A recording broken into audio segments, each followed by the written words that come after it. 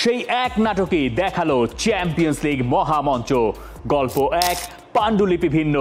আলভারেজের আছাড় রিয়ালকে করলো কোয়ার্টার ফাইনালে পাচার। পিএসজি দেখালো শক্তি, অ্যানফিল্ডে উসমান দেমবেলেদের মুক্তি। বার্সেলোনায় ইয়ামাল রাফিনিয়াই নায়ক, কিন্তু মিডফিল্ডেই আসল ঝলক। নায়ক, পার্শ্বনায়ক আর ভিলেনে ভরা চ্যাম্পিয়ন্স লিগ আরও একবার গল্পে ঠাসা। চলুন সেই সব গল্প করি। চ্যাম্পিয়ন্স লিগের গল্প, যা আপনি দেখেছেন, যা হয়তো মিস করে গেছেন, সবকিছুই 5 পয়েন্টে। নাম্বার 1, গৌরবের রাত, অভিশপ্ত রাত। একটা রাতে গল্প কিভাবে জমতে পারত। ম্যাচের আগে দিয়েগো সিমিওনে, আতলেতিকো মাদ্রিদের কোচ, বলেছিলেন এই ম্যাচে কি ঘটতে যাচ্ছে সে একমাত্র ঈশ্বরই জানেন। আমরা হয়তো অনেকে জানতাম ম্যাচটা রিয়াল মাদ্রিদ জিতবে, আমরা হয়তো অনেকে জানতাম ম্যাচটা আতলেতিকো মাদ্রিদ জিতবে, আর অনেকে হয়তো ভেবেছিলেন ম্যাচটা যে কোনো কিছুই ঘটতে পারে। কিন্তু ওই ম্যাচের ফল যে এইভাবে নির্ধারণ হবে সেটা একমাত্র ঈশ্বর বাদে আগে কি কেউ বুঝতে পারে? একটা ডাবল টাচ, সেটার ওপরেই নির্ভর করেছে পুরো টাইয়ের ভাগ্য। মাদ্রিদ ডার্বি থেকে উঠে গেছে রিয়াল মাদ্রিদ। দিয়েগো সিমিওনে আর কোথাও ঠিক হন অথবা না হন, তিনি ওই কথায় 100তে 100 সঠিক। তিনি যা বলেছিলেন ঠিক তাই ঘটেছে। একমাত্র ঈশ্বরই জানতেন এই টাইয়ের গল্প শেষ পর্যন্ত কি করে লেখা হবে। মার্কা বলছে agonising. Diario আসের front page, survivors, Real মাদ্রিদি সেখানে জয়ী। স্পোর্ট সেই পেনাল্টিটাকেই প্রচ্ছদে এনেছে। তারা বলছে দ্য আলটিমেট পেনাল্টি। এবং ওই আলটিমেট পেনাল্টি নিয়েই যত কথা, যত আলোচনা। সিমিওনে আরও একবার কথা বললেন, এবার কথা বললেন ম্যাচ শেষে। তিনি প্রেস কনফারেন্সে জিজ্ঞাসা করলেন যে কেউ কি টের পেয়েছেন এখানে কি ঘটেছে? এটা টের পান আর না পান, শেষ পর্যন্ত গল্প ঠিক এখানেই লেখা হয়েছে। জুলিয়ান আলভারেজ এই ম্যাচে ভিলেন না হয়ে নায়কও হতে পারতেন, ভিলেন হতে পারতেন ভিনিসিয়াস জুনিয়র, কিন্তু গল্প ঠিক সেভাবে জমে নাই। কেউ কেউ বলছেন, আর একটু স্পেসিফিকলি যদি আমরা বলি, তাহলে আতলেতিকো মাদ্রিদের সাবেক ফুটবলার আর রিয়াল মাদ্রিদের গোলকিপার মূলত দুষছেন আতলেতিকো মাদ্রিদের অ্যাপ্রোচটাকে। তিনি বলছেন, আর কত কাঁদবে ভাই এই ঘ্যান ঘ্যান প্রতিবার? প্রথম মিনিটে যদি 1-0 গোলে এগিয়ে থাকেন, এরপরে যদি আর দ্বিতীয় গোলের খোঁজ না করেন, তাহলে সমস্যাটা তো আপনার। তার কাছে আলাদা করে জানতে চাওয়া হয়েছিল যে আতলেতিকো মাদ্রিদ কেন হেরে গেল। তার জবাব তিনি তার মতো করে দিয়েছেন, রিয়াল মাদ্রিদের পয়েন্ট অফ ভিউ থেকে তিনি দিয়েছেন। কিন্তু দিয়েগো সিমিওনের দল যেভাবে আসলে রিয়াল মাদ্রিদের সঙ্গে লড়াই করেছে, সেটা রিয়াল মাদ্রিদকে আরও একবার ভয় পাইয়ে দিয়েছিল। আর চ্যাম্পিয়ন্স লিগে আমরা যে কথাগুলো বারবার প্রতি বছর ধরে বলে আসছি, রিয়াল মাদ্রিদ যে কোনো মূল্যে যেতে, রিয়াল মাদ্রিদ শেষ পর্যন্ত যে কোনো মূল্যেই ম্যাচটা জিতলো।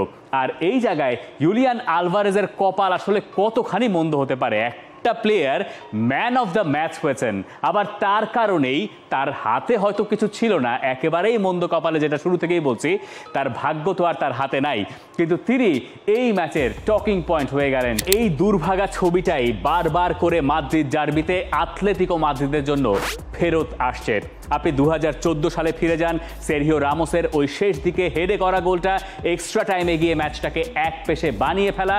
এরপরে 2016 চ্যাম্পিয়ন্স লিগের ফাইনালে যান, ওই টাই ব্রেকারেও এরকম এক গল্প জমেছিল যেখানে পেনাল্টি মিস হয়েছিল এবং আতলেতিকো মাদ্রিদ রিয়াল মাদ্রিদকে সেবারও হারাতে পারে নাই। একই গল্প ধারাবাহিকভাবে প্রতি বছরই ঘটেছে। আর মাদ্রিদ ডার্বিতে নতুন করে নির্মম গল্প লিখেছে রিয়াল মাদ্রিদ, আর আতলেতিকোর হৃদয়টা নতুন করে প্রতিবারই যেন ভেঙেছে। আপনি চিন্তা করেন গল্প কতভাবে জমতে পারে, বা একটা হৃদয় ভাঙা গল্প আসলে কতভাবে লেখা যেতে পারে। একটার চেয়ে আরেকটা বেশি ক্রুয়েল, একটার চেয়ে আরেকটা বেশি ব্রুটাল। এবং এই ক্ষেত্রে রিয়াল মাদ্রিদ সব সময় শেষ হাসিটা হাসছে। দিয়েগো সিমিওনে অবশ্য আরও একটা কথা ম্যাচ শেষে বলছেন যে রিয়াল মাদ্রিদকে কেউ যদি যে কোনো কম্পিটিশনে টাফ টাইম উপহার দিতে পারে, তাহলে সেই দলটার নাম আতলেতিকো মাদ্রিদ। এইটা রিয়াল মাদ্রিদকে প্রমাণ করেছে আতলেতিকো। এই নিয়ে তৃপ্ত খানিকটা হতে পারেন সিমিওনে অথবা আতলেতিকো সমর্থকেরা, কিন্তু তাতে রিয়াল মাদ্রিদের আসলে তেমন কিছু যায় আসে না। তাদের লক্ষ্যটা চ্যাম্পিয়ন্স লিগ জেতা। তবে এই জায়গায় এটুকু সত্যি যে সম্ভবত রিয়াল মাদ্রিদ তাদের সবচেয়ে কঠিন পরীক্ষাটায় পাশ মার্ক পেয়ে গেল ওই অল্প ঘটনার জন্য, ওই ক্ষুদ্রাতি ক্ষুদ্র পার্থক্যে। এবং এই ম্যাচে দুই দলকে আলাদা করা গেল না ঠিক এতই সূক্ষ্মভাবে যে শেষ পর্যন্ত আলভারেজের একটা স্লিপ এবং ডাবল টাচে এই টাইটার মীমাংসা হতে হলো। এর নাম মাদ্রিদ ডার্বি, এর নাম চ্যাম্পিয়ন্স লিগের মাদ্রিদ ডার্বি। পয়েন্ট নাম্বার 2-তে বার্সেলোনাকে নিয়ে, এবং এই পয়েন্টের নাম পেদ্রি, দ্য মিডফিল্ড জেনারেল। আপনি জানেন বার্সেলোনা বেনফিকাকে বিদায় করে দিয়ে চ্যাম্পিয়ন্স লিগের পরের রাউন্ডে উঠে গেছে। তবে ওই ম্যাচে আপনি কথা বলতে পারেন লামিন ইয়ামালের দুর্দান্ত ফর্ম নিয়ে, আপনি কথা বলতে পারেন রাফিনিয়া যে চ্যাম্পিয়ন্স লিগে ব্রাজিলিয়ানদের ভেতরে সর্বোচ্চ গোলদাতা হয়ে গেলেন এক মৌসুমে, সেটা নিয়ে। কিন্তু আমরা জানি এই ম্যাচের ম্যান অফ দ্য ম্যাচ হয়েছেন পেদ্রি গনজালেজ। এখন এইটা আপনার মনে একটু খটকার জন্ম দিতে পারে যে ভাই লামিন ইয়ামাল তিনি রোজা রেখে একটা অ্যাসিস্ট করলেন, এরপরে ম্যাচের 15 মিনিটে ইফতার করলেন, এরপরে একটা দুর্দান্ত গোল করলেন। 17 বছর বয়সে এইরকম গোল লোকে চ্যাম্পিয়ন্স লিগে করে কি করে? আপনি এও বলতে পারেন যে 17 বছর বয়সে লিওনেল মেসি কি আসলে এত ভালো ছিলেন কিনা, এইসব প্রশ্ন তোলা যেতে পারে। আপনি বলতে পারেন যে রাফিনিয়া ব্যালন ডি'র জিততে যাচ্ছেন কিনা, এই প্রশ্ন নিয়ে বা এই আলোচনা নিয়ে আমরা সবসময় কম বেশি কথা বলি। কিন্তু পেদ্রিকে কেন শেষ পর্যন্ত ম্যান অফ দ্য ম্যাচ দেওয়া হলো, সেইটা যদি আমরা একটু বোঝার চেষ্টা করি। আপনি যদি পেদ্রির এই ম্যাচের পারফরমেন্সটা দেখেন, তিনি সবচেয়ে বেশি জায়গা কভার করেছেন, 13.6 কিলোমিটার তিনি দৌড়েছেন বা জায়গা কভার করেছেন, এভাবে বলতে পারেন। চান্সেস ক্রিয়েটেড, 3টে চান্স তিনি ক্রিয়েট করেছেন ওই ম্যাচে, সবচেয়ে বেশি সেটা রিকভার্ড বলস 10টা। দানি অলমোর সাথে তিনি যুগ্মভাবে ওই জায়গায় টপ ওই ম্যাচে। পাসেস ইন ফাইনাল থার্ড 6টা ওই ম্যাচে, সেটাও 6 টপে। এবং পুরো ম্যাচে পেদ্রি 4টা মোটে ভুল পাস দিয়েছেন, এই ছাড়া তার কোনো ভুল পাস পুরো ম্যাচ জুড়ে নাই। পেদ্রি ঠিক এই কারণেই গুরুত্বপূর্ণ। আপনার সামনে লামিন ইয়ামাল, লেভানডস্কি আর রাফিনিয়ার তো আছেনই, কিন্তু পেদ্রিকে ছাড়া এই বার্সেলোনা দলটা হয়তো ওইভাবে ফাংশন করতে পারবে না যেটা বার্সেলোনা চায়। এবং পেদ্রি এই ম্যাচ শেষে বলছেন যে ম্যান অফ দ্য ম্যাচের পুরস্কারটা রাফিনিয়া অথবা লামিন ইয়ামালকে দিয়ে দেওয়া যেতই, কিন্তু এই 21 বছর বয়সী মিডফিল্ডার পরে যা বলেছেন সেইটাই আসলে বার্সেলোনার ডিএনএ। তিনি বলছেন, when Barcelona plays one touch fast football and one-on-one situations, it must be spectacular and fun to watch. এই জায়গাতেই আসলে খেলা। আপনি বার্সেলোনার যত ঐতিহাসিক দল আছে সেগুলোর খেলা দেখলে বা প্লেয়িং স্টাইল দেখলে আপনি জানেন যে বার্সেলোনার মিডফিল্ডটায় ওয়ান টাচ ফুটবলের পসরা সাজাতে হয়, এবং ওই দলগুলোই আলটিমেটলি বার্সেলোনার সাকসেসফুল হয়েছে। পেদ্রি ঠিক এই কথাটাই আমাদেরকে মনে করাচ্ছেন যে ওয়ান টাচ ফুটবল বার্সেলোনা যতদিন ঠিকঠাক করে খেলতে পারবে, এবং বার্সেলোনায় যেহেতু জেতাটাই শেষ কথা নয়, আপনাকে ভালোও খেলতে হবে। রিয়াল মাদ্রিদ যেমন জেতা শেষ কথা, আপনি যাই করেন নাই করেন চ্যাম্পিয়ন্স লিগ সিজন শেষে জিতলে আপনার মৌসুম সফল। বার্সেলোনার ক্ষেত্রে গল্পটা একটু আলাদা, এটা বার্সেলোনা ক্লাবটার কারণে। তিনি বলছেন যে এই ওয়ান টাচ ফুটবল যদি কন্টিনিউ করা যায় তাহলে তারা ভালো করবেন। এখন বার্সেলোনার ইতিহাস যদি আপনি একটু ঘেঁটে দেখেন তাহলে আপনি জানেন বার্সেলোনা যতবার চ্যাম্পিয়ন্স লিগ জিতেছে এই ওয়ান টাচ ফুটবলের উপরে ভরসা করেই তারা জিতেছে। এই চ্যাম্পিয়ন্স লিগেও এর পরের রাউন্ডে তারা যখন অন্যান্য দলের মুখোমুখি হবে, এই জায়গাতেই পেদ্রি অথবা ফ্র্যাঙ্কি ডিয়ং, গাভি, দানি অলমো, যাদের কথাই আপনি বলেন না কেন, মিডফিল্ডই তাদের মূল শক্তি হতে যাচ্ছে। মিডফিল্ড যদি তারা ঠিকঠাক মতো ওয়ার্কআউট করাতে পারে, অপোনেন্টের কাছে সেই মিডফিল্ড যদি আত্মসমর্পণ না করে, তাহলে ফরওয়ার্ডরা তাদের এই ফর্ম ধরে রাখতে পারলে বার্সেলোনার পক্ষে বহুদূর যাওয়া সম্ভব। এই বেনফিকার সঙ্গে পেদ্রির ম্যান অফ দ্য ম্যাচের অ্যাওয়ার্ডটা আমাদেরকে বলেছে সেই কথা। চলুন এবার যাই আমরা পয়েন্ট নাম্বার 3-তে, পিএসজি দ্যাট ওয়াজ প্রমিসড। পিএসজির যে দলটা আপনাকে বলা হয়েছিল ভালো করবে, আমরা বোধহয় সেই পিএসজিকে দেখতে পেলাম, এবং তাতে আপনি লুই এনরিকের একটা বড় ক্রেডিট দিতে চাইবেন। অ্যানফিল্ডে যেভাবে পিএসজি লিভারপুলকে হারালো টাই ব্রেকারে গিয়ে, এই জায়গাতে বেশ কিছু সাপমোচনের গল্প হয়েছে। এক তো উসমান দেমবেলের, যিনি ম্যাচের আর্লি স্টেজে গোল করলেন, সবশেষ অ্যানফিল্ডে বার্সেলোনা জার্সি গায়ে তিনি যখন এসেছিলেন তখন 4-0 3-0 গোলের লিড, ইনফ্যাক্ট তারা ডিফেন্ড করতে পারে নাই, 4-0 গোলে হেরে অ্যানফিল্ড থেকে মাথা নিচু করে মাঠ ছাড়তে হয়েছিল উসমান দেমবেলেকে নিয়ে। এরপর অনেক আলোচনা হয়েছে, সমালোচনা হয়েছে, বিতর্ক হয়েছে। সেই দেমবেলে এখন পিএসজির সবচেয়ে বড় তারকা, এবং লুই এনরিকেই সেই কাজটুকু করে দিয়েছেন। তবে এই নতুন পিএসজিকে চিনতে হলে আপনাকে যেতে হবে টাই ব্রেকারের একদম শেষ কিকে, যেখানে দুয়ে একটা পেনাল্টি কিক নিলেন, আলিসনকে বিট করলেন এবং পিএসজিকে ওই ম্যাচটায় বা টাইটায় জেতালেন। তার বয়স মাত্র 19 বছর এবং এই 19 বছর বয়সী ফরওয়ার্ডকে তারা দলে নিয়েছিল এই মৌসুমের শুরুতে। তার জন্য 50 মিলিয়ন ইউরো খরচ করেছেন লুই এনরিকে। রেনে থেকে তাকে নিয়ে আসতে 50 মিলিয়ন ইউরো যে খরচ হয়েছে এই নিয়েও আবার তিনি কথা শুনেছেন, কারণ তাকে ধরা হচ্ছিল কিলিয়ান এমবাপের ডিরেক্ট রিপ্লেসমেন্ট হিসেবে। এখন এই দুয়ে যে স্মার্টনেস দেখালেন ম্যাচে যখন বদলি হিসেবে তিনি নামলেন, তারপর থেকে একটা ফ্লিকে তিনি দারুণ একটা গোল করার সুযোগও তৈরি করেছিলেন। এইটাই আসলে নতুন পিএসজির আইডেন্টিটি। এবং লুই এনরিকে আমাদেরকে বলেছিলেন মেসি নেইমাররা চলে যাওয়ার পরে কিলিয়ান এমবাপে তার দলের সবচেয়ে বড় তারকা। এবং এমবাপে যখন গতবার যেতে চাইলেন দল ছেড়ে, তখন তিনি তাকে রাখতে চেয়েছিলেন। পরে যখন জানলেন যে তিনি রিয়াল মাদ্রিদে যাচ্ছেনই, তখন কিলিয়ান এমবাপের মতো ফুটবলারকে বসিয়ে রাখার সাহস দেখিয়েছিলেন এই লুই এনরিকেই। তিনি লিভারপুলকে যখন প্রতিপক্ষ হিসেবে পেয়েছিলেন, তিনি বলেছিলেন তিনি তার প্লেয়িং স্টাইলটা জারি রাখবেন।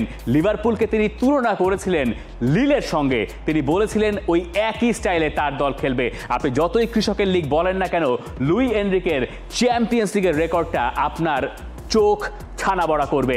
আপনি যখন উইন পার্সেন্টেজ হিসাব করবেন, এই হিসাবে লুই এনরিকে 2014-15 মৌসুম থেকে তৃতীয় সফল কোচ। তার সামনে আছেন হান্সি ফ্লিক এবং কার্লো আনচেলত্তি। নিচের নাম দুটো বেশ বড় নাম।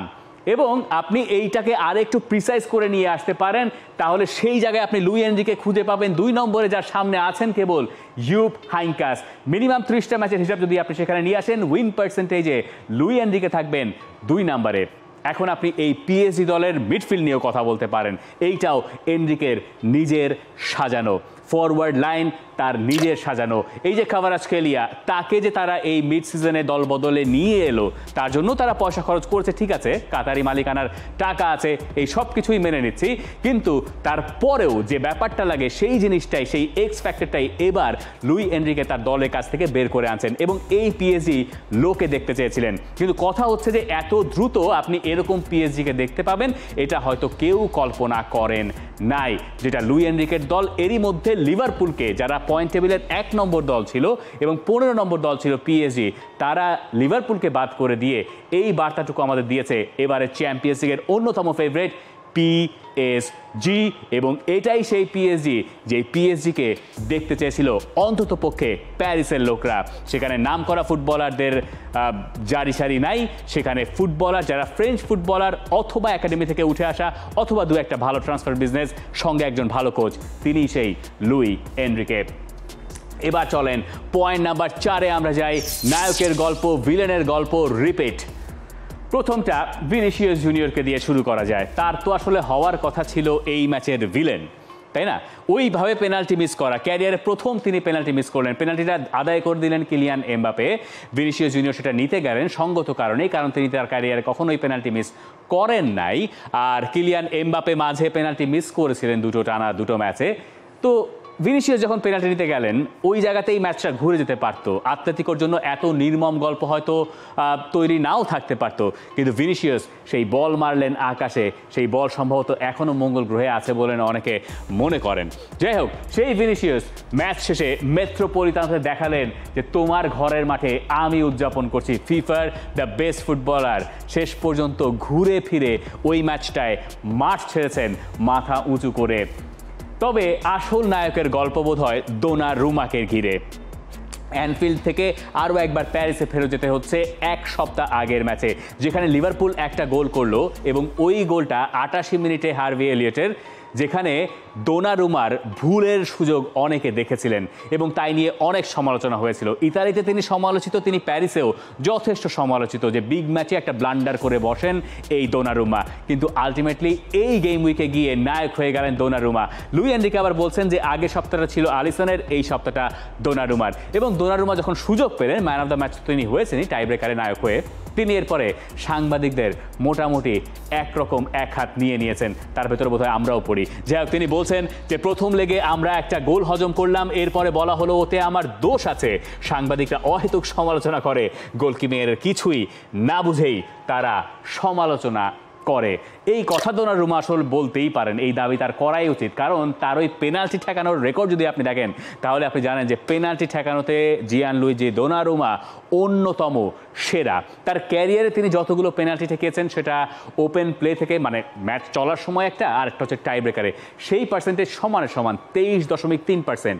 আর এই জায়গায় যদি ভাগ করে নিয়ে আসি ইতালি, এসি মিলান আর পিএসজিতে তার পেনাল্টি ঠেকানোর এই রেকর্ডটা আপনাকে বলে যে তিনি এই টাই ব্রেকারের অন্যতম নায়ক এমনিতেই, কারণ 6.5 ফুট তার উচ্চতা এবং যে কামনেস তিনি দেখিয়েছেন পেনাল্টির সময়, কোনো ভাগ ডাক নাই, নিজের জায়গায় দাঁড়িয়েছিলেন অপোনেন্টের দিকে তাকিয়ে, এবং এরপরে দুটো দুর্দান্ত সেভ পিএসজিকে নিয়ে গেছে কোয়ার্টার ফাইনালে চ্যাম্পিয়ন্স লিগে।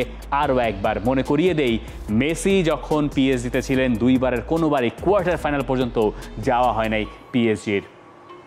এবার আমাদের পয়েন্ট নাম্বার 5, একেবারে শেষ পয়েন্ট।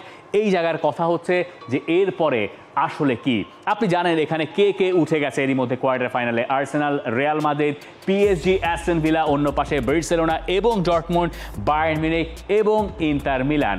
কথা হচ্ছে এখান থেকে সেমিফাইনালের অবস্থাটা শেষ পর্যন্ত কি হবে। আপাত দৃষ্টিতে খুব সহজ করে বললে, খুব সাদা চোখে যদি আপনি বলেন, রিয়াল মাদ্রিদ, এ পাশ থেকে পিএসজি, ও পাশ থেকে বার্সেলোনা, ওখান থেকে বায়ার্ন মিউনিখ অথবা ইন্টার মিলান, 50-50 এরকমই হওয়ার কথা ওই ম্যাচটার অন্তত পক্ষে। তো সেই হিসাব থেকে আমরা যদি একটা একটা করে ম্যাচে আসি, আর্সেনাল তারা ফার্স্ট লেগটা খেলবে এমিরেটস স্টেডিয়ামে, যেটা তাদেরকে মোটেই সাহায্য করার কথা নয়। স্ট্রাইকার ফাইকার এই ঝামেলাও তাদের আছে। আর Real Madrid being Real Madrid, এটা যে তাদের টুর্নামেন্ট, এটা তো আমরা প্রতিবারই বলছি, প্রতিবারই নতুন করে বুঝছি। আর ওই একই কথা বলতে বলতে আমি আসলে ব্যক্তিগতভাবে খানিকটা ক্লান্তও বটে, ওটা নিয়ে আর কথাও বলতে চাই না। যাই হোক, আর্সেনাল রিয়াল মাদ্রিদ ম্যাচে কেন রিয়াল মাদ্রিদ ফেভারিট এটা আর আলাদা করে ব্যাখ্যা করতে তাই গেলাম না। তবে যেটা আসল match, Bayern Munich versus inter Milan, এবারে চ্যাম্পিয়ন্স লিগের ফাইনাল মিউনিখের মাঠে, এই ব্যাপারটাই আসলে যথেষ্ট একটা জিনিস বলে দেওয়ার জন্য যে ইন্টার মিলান তাদেরকে প্রচণ্ড টাফ টাইম হয়তো দেবে, কিন্তু ইন্টার মিলানের কয়েকটা জায়গায় এখনও শার্পনেসের অভাব চোখে পড়ার কথা আপনি যদি খেলা দেখে থাকেন। আর বায়ার্ন মিউনিখ এই স্টেজে এসে বেশ ভালো করেছে, তবে লেভারকুজেনের বিপক্ষে ম্যাচ দিয়ে তাদেরকে আপনি পুরোপুরি বিচার করতে চাইবেন না, এটাকে 50-50 রেখে দিতে হচ্ছে। বার্সেলোনা ভার্সেস ডর্টমুন্ড, বহুদিন বাদে 2 লেগের ম্যাচে আমরা এই দুই দলকে দেখব। এই দুই দলই টপ, মানে লিগ ফেজের যে ম্যাচ সেখানে খেলেছিল, বার্সেলোনা সেই ম্যাচ জিতেছিল। আর পিএসজি অ্যাস্টন ভিলা, পিএসজি যদি লিভারপুলকে হারিয়ে এরপরে অ্যাস্টন ভিলাকে হারাতে না পারে, এর চেয়ে কষ্টের কিছু পিএসজির জন্য আর থাকবে না। আর অ্যাস্টন ভিলায় মার্কো আসেনসিও বেশ ভালো করছেন, আপনিও সেটা দেখছেন। আসেনসিও খেলবেন তার আসলে পেরেন্ট ক্লাবের বিপক্ষে, যেখানে তিনি পিএসজি থেকে অ্যাস্টন ভিলা এসেছেন। এটা যদি লুই এনরিকে জানতেন, সম্ভবত তিনি কোনো দিনও তাকে ওই জায়গায় ধারে পাঠাতেন না। এই ছিল আমার চ্যাম্পিয়ন্স লিগের 5 বিশালী। আমি জানি না কি মিস করে গেছি, আপনি নিশ্চয়ই আমাকে মনে করিয়ে দেবেন কমেন্ট সেকশনে। For more updates, subscribe to our YouTube channel and click on the bell icon. Follow us on Facebook and Instagram. Download T-Sports app to enjoy exciting games and highlights. Visit tsports.com.